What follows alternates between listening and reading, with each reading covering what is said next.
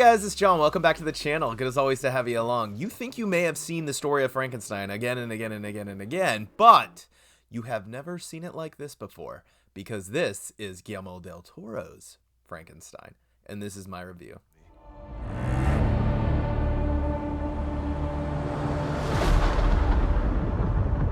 Some of what I will tell you is fact. Some is not. But it is all true. What manner of creature is that?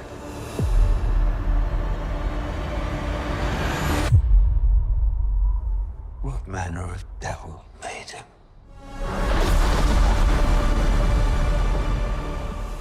Okay, so if you're here, you have some version of Frankenstein in your mind. It might be the guy with the square head and the bolts in the ears, or maybe something else that you saw on TV or movies. However, there are hundreds of adaptations, including 423 feature films, 204 short films, 78 TV series, and 287 TV episodes where they feature Frankenstein or some kind of riff on the Frankenstein lore. But if I'm being totally honest, my first encounter with Frankenstein was that of Young Frankenstein, Mel Brooks' 1974 classic comedy. I mean, hey, if you're gonna be introduced to this material, it might as well be funny. So coming into this, you'd have to think, what else is there to tell? What don't I know? And it turns out a lot. I've seen many incarnations of this, probably like yourself, including the 1931 film Frankenstein by Universal. But coming into this, the one thing that really caught my eye was that I heard it was an original adaptation of Mary Shelley's Frankenstein novel. That's one thing. And two, it's freaking Guillermo del Toro, and he does everything with class and has an imagination and sensibility about him that just lends itself to a movie like this. I feel like even a bad Guillermo del Toro is not really that bad because there's so much production design involved, craft. It's kind of how I feel about like Quentin Tarantino movies, at this point a Christopher Nolan movie. You kind of know what you're getting, and that's kind of a good thing. I feel like even with all the movies we've seen of him, there's still surprises. I personally was a fan of the movie The Shape of Water. He has a really great way of taking monsters and humanizing them, or taking these people who are cast out of society and bringing a humanistic approach to them. And I know that's probably what drew Guillermo del Toro to this source material. But I think the risk that you take when coming into a movie like this is that there's already some type of vision in people's mind as to what Frankenstein should be, what the story should be. And when there's already a preconceived notion, it's really hard to break that stigma. The question is, does Guillermo del Toro actually do that? I'll start with what I did like about this movie. I really like that we get to peel back the layers of Victor Frankenstein, understand where he's coming from, and understand the backstory about why he even wants to do this. You really get a sense for the passion. I don't know if that's the source material or just how it's portrayed on screen, but I was on board. Like right away it draws you in and you're like, okay, I want to know more about this. I think what Guillermo del Toro is doing here is he already knows, hey, you know what's gonna happen, you know he's gonna make this monster, and then you know how that story goes. So the story that's left to tell is what happens before and what happens after. Going into that, I think Oscar Isaac is really good here. I mean, I've never seen him this way before. Very convincing in this role. He throws himself into this and it shows. And right away, it's just gorgeous. I mean, I was swept away with just the visual elements. Guillermo del Toro's sensibility and level of craftsmanship is unmatched. And full disclosure, this movie clocks in about 2 hours and 30 minutes, which I don't know, I'm so hit or miss lately on movies that actually go past 2 hours. Is it really worth it? I don't know if that's taboo or a weird statement, but honestly, like, I don't think every movie has to be 3 hours long, but I don't know. I feel like this is the rare case where I really didn't feel it as much. I mean,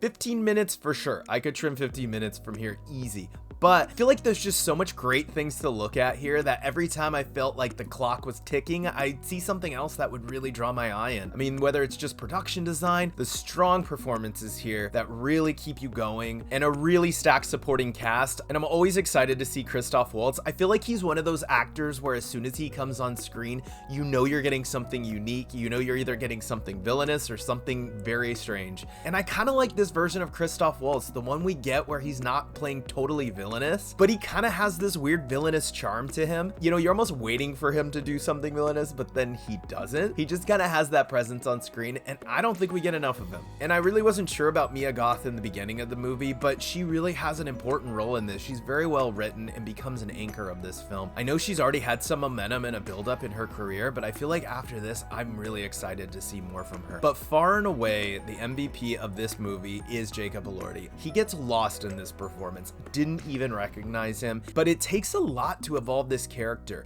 and I think that's where the true challenge of this movie lies. We're used to this monster groaning, knocking things over, and acting like a complete beast, but he is challenged with starting there and somehow developing a character out of that. And not only that, character that we care about. And I wasn't convinced at first on how that process was going to evolve, but shockingly, by the end of the movie, I was like, yeah, he did it. He totally brought humanity to this monster, and we watched in real time how he evolves. And I don't think that's easy to do. I think there's a lot of actors who wouldn't have been able to pull that off, and not knowing too much about Jacob Elordi, I found that very impressive. And because you probably already have some kind of preconceived notion of what this story is about, or at least the beats that it will go through, I won't get into like digging into the story itself, but I will say this, for better or worse, the narrative structure is slightly different. It's really broken up into two parts, hearing it from Victor's side of the story, and then hearing it from the creature's side of the story. I don't know if I necessarily love the way that was told, but I do think it was a different way of approaching it. And if you don't get to see this movie on the big screen, it's probably a good way to see it on Netflix, because I think it really lends itself to stopping at a certain point, and you could see Victor's half and then the creature's half of the story. And it should come as no surprise, but full disclosure, like most Guillermo del Toro movies, this movie is bloody, graphic, and violent. I mean, almost unnecessarily graphic, bloody, and violent, but hey, I'm for it. It was entertaining. But like I said, the good. Oscar Isaac's performance, awesome. Christoph Waltz, always a highlight. Mia Goth, killing it. And Jacob Elordi was the MVP. This story does not work unless his performance worked, and it totally does. The ensemble cast here is really great. The other thing that is always working with the Guillermo del Toro movie, the production design, the costume design, the cinematography, the score is incredible. I mean, it's just visually striking. Take a snapshot of the last visual in this movie, you could put it on your wall and people would admire it. Even as it was happening, I could say this could be definitely in an Oscar reel of some kind, or later on a movie montage for sure. Just want to call out some of Guillermo del Toro's regulars: costume designer Kate Holloway, art director and production designer Tamara Deverell, and composer and conductor Alexander Desplat. So I think this is just really great work from them as always. And of course, a fantastic directing job by one of our great modern directors. So with that out of the way, does the movie land for me? I think yes and no to an extent. The movie does a great job to draw you in right at the beginning. I think the takeoff is great. The landing is a little bumpy for me.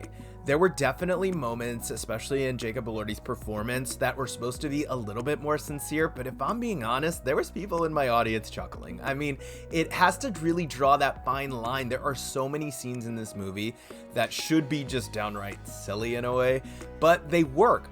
But there's other scenes in this movie that are just downright silly. And so, I don't know, I just think that there was supposed to be some emotional connection that I didn't quite feel towards the end. I don't know why that didn't land. You would think a 2.5-hour movie would have enough time, and it really should. But honestly, I guess I feel like it kind of rushes the ending, and that's probably why it didn't hit. By no means am I asking for more time added to this movie. I just think the last 30 minutes could have been a little bit more well curated in that regard. And with everything that comes before it, you want this movie to succeed at the end. You want it to have that landing. And hey, it might work for some people. I think the girl that was sitting next to me was getting a little misty-eyed. I saw her wipe her face a little bit. But for the most part, I don't think it really hit most people in that way. And hey, it's an uphill battle to try to get a monster to make you feel anything like that. So, you know, kudos to Guillermo del Toro.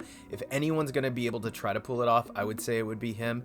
This could come across very hokey and very gimmicky, and it does sometimes. Like I said, I'm really curious to see if that conveys through the screen when you watch it on Netflix. I don't know if I agree with this structure about them releasing movies for like only 2 weeks in limited screenings. I mean, locally to me, this was only playing in 2 theaters. So I don't know, one has to ask if they're leaving money on the table, but hey, what do I know? I don't make those decisions. I'm sure they're doing fine. And another thing I didn't love is the story framework for this. I mean, I appreciate the fact that it drops you right into the action, but it kind of starts in the middle of the storyline or the story arc, and then we get kind of this this obligatory, which I don't love, like, you're probably wondering how I got here structure. Not exactly like that, but it feels like that. And don't get me wrong, I'm not saying every movie needs to follow a traditional story structure type of framework. Without giving it away, I don't know if necessarily Victor telling his story in the way he does to the people he does in this fashion would even really make sense within this world. It definitely wouldn't make sense in reality, but hey, it gets you from point A to point B and it gets the movie started. So, but with that, where would I put Frankenstein on my personal score? I would give it an 8.5. I think what it's trying to do, it gets very close to doing that. I think for anything, you will appreciate it for the acting performances, for the visual elements, how striking it is. It's almost there. I'm sure it will not work for everybody, but I'm really curious to see when it's streaming on Netflix what you guys will all think of it. I thought it was a cinematic experience. I really enjoyed my time, and I really hope that you guys enjoyed as well. And on a side note, would I add it to my Halloween video list? Probably not. It's a little bit too long. I think a good Halloween movie, boom, checks you in at just under 2 hours, if anything. But I appreciate what it does. I will probably revisit it maybe once or twice. So not gonna make it this iteration of Frankenstein, but I'll give you a free one. Young Frankenstein should be in everyone's Halloween video list. So there you go for what it's worth. And with that, have you seen Guillermo del Toro's Frankenstein? Did you like it? Or better yet, what's your favorite version of Frankenstein that's been portrayed on film? Let me know in the comments below, and please like and subscribe. Or if you're looking for a Halloween recommendation, click on the thumbnail here, and I will see you guys at the movies. All right, have a good one. Do not open this door or you will undo everything I've worked for. Do you understand? Yes, Doctor. Let me out. Let me out of here. Get me the hell out of here. What's the matter with you people? I was joking!